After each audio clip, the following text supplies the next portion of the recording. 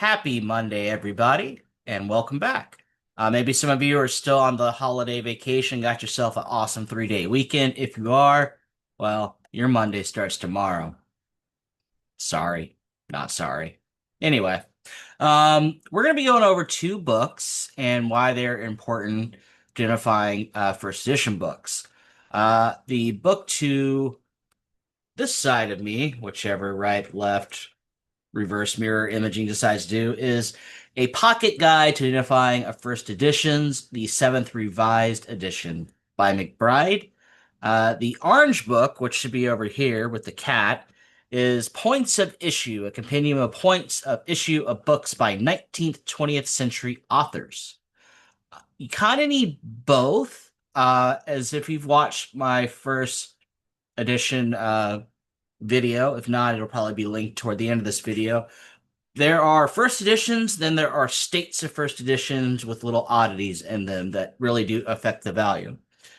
So we're going to be going over why these two books are important beyond the reasons I just mentioned, and additionally, we'll see how much they cost to acquire on various websites. So yeah, let's go ahead and get started. So yeah, these two tiny books right here, both the orange and yellow one, have saved me more money than my coffee punch card. Um, let's talk McBride. Have you ever spotted a first edition priced like a used Corolla before you mortgage the cat? And you need two answers really. Is it actually a first edition? And if it is it the valuable early state of that first edition?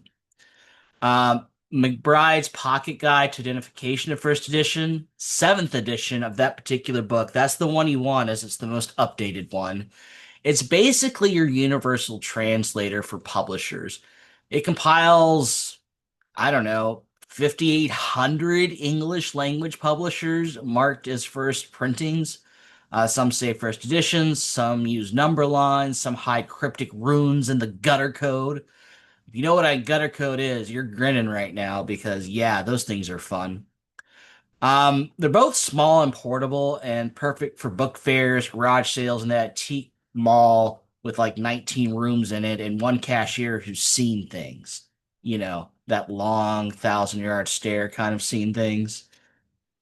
And also they're good just to have around because sometimes, I don't know, your brain freezes to memorize every publisher quirk from 1860 to last Tuesday. I mean, it's in there somewhere, but digging it out, I mean, man, it can be exhausting sometimes. Like, I know I've seen this, just can't remember where. It focuses on publisher markings, which change over time and sometimes are misleading because they change their formatting up. So a rule that was true a decade ago is no longer true for this decade. And what happens on decade number three? Oh my. It does not cover points of issue, though, which is the other book we'll be going over, which is the micro differences within a first printing. That's where book two really swoops in. Meet McBride's point of issue, the magnifying glass for your magnifying glass. It lists tiny variations like typos, binding quirks, dust jacket differences, the details that separate the first state, ka-ching, from later states, little ka-ching. It focuses on highly collected 19th and 20th century authors, the stuff people chase, really.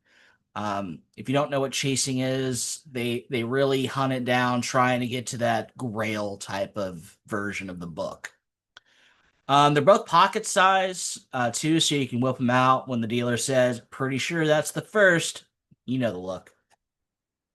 Um, Step one, basically, when you come across a book in the wild, you pull and you it says first edition, so you want to verify that it is a first edition. So you pull out McBride's first edition, the guide to identifying, and so you make sure you got the era right, and then you pull out the other one, the points of issue book, to check if it's the earliest state of that first printing.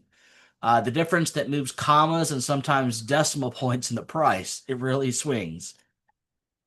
Um, if you're a collector, you're going to avoid heartbreak and imposters, and if you're a bookseller, you're going to avoid underpricing that sneaky gem with the $1,000 misprint on page 213. Both are field friendly, I would say, which is code for fits next to your snacks. Uh, but again, these are tools, and they're useful tools to have in your bag, your backpack, in your hand, your utility belt. If you're sporting a utility belt, that's cool. But anyway, um, for the truly weird cases, you really do need to consult a dedicated bibliography or a specialist.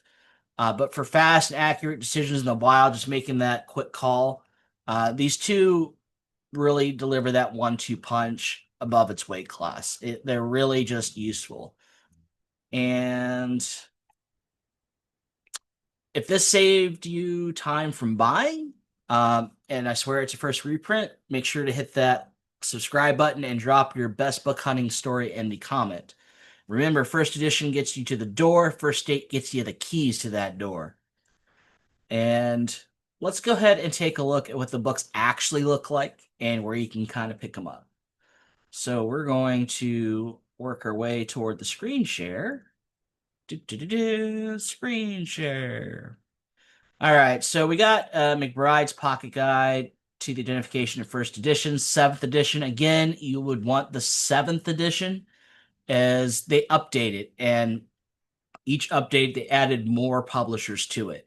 So for about 20 bucks on eBay, maybe a little higher, but again on eBay you could send an offer, it could be lower than this amount, and see what happens. And then here's what the book looks like all blown up. Blown up. Make it big. There we go.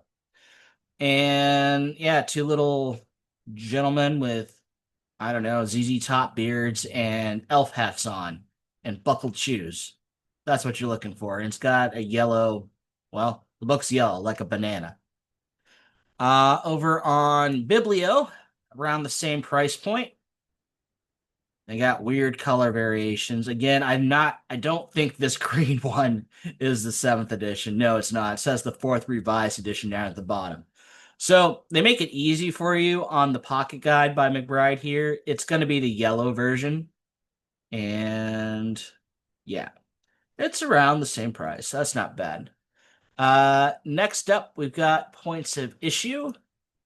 Also on we're on Abe now. It is again an orangey looking book, right around the $20 bill mark again, which isn't bad at all. And let's look at it on eBay here. That's really red. I don't think that is the version. And again, they don't put the edition on this one, but it's the 3rd edition, and I believe it came out in 96. That's the one you really want to target. So it looks like this. Blow it up. Big. Make it big. We've made it big. Okay. So, dude with the top hat in the middle of a bookstore. He does look very out of place, but maybe not for that time period. It's the longest title in the world. It's Points of Interest, and then a million words after. A compendium of points of issue of books by 19th to 20th century authors, compiled by Bill McBride. So let's go ahead and stop the screen share. So yeah, I mean, they're really thin. You could like put both of them together in a rubber band, but you spent 40 bucks on this, so you may not want to bend them in that way. But they're really portable. You can keep them in your glove department or in the trunk of your car just for those emergency type situation. Because I'm telling you, your brain will fail you, or your phone a friend option will not be your friend that day because they don't pick up the phone because they have more book knowledge than you. And you'll need these to make the quick call, or somebody else is going to snag it. But then again, it can help you in situations where, I don't know, come across something that you think is $100 bill, but it's actually $10 because it's a book club reprint that reused the same cover art, and it's not $100. So these can help you just leave trash. Well, we won't call them trash. What's a friendlier name than trash? Let me know in the comments. We'll call them not as desirable. That's what I'm going to go with, but I'd like to hear yours again down in the comments. So yeah, if you like what we're doing here, pumping out the information, doing these little deep dives on things, I do have a Patreon. Feel free to support the channel that way. We're doing a book club with it. We have a very active Discord with tons of information in there. If you want to be around like-minded individuals who are into as much about books as you, either on the collectible side or the selling side, I'd love to have you with us. Also, don't forget to hit that subscribe button. And I think that's going to do it for today. Keep on booking on.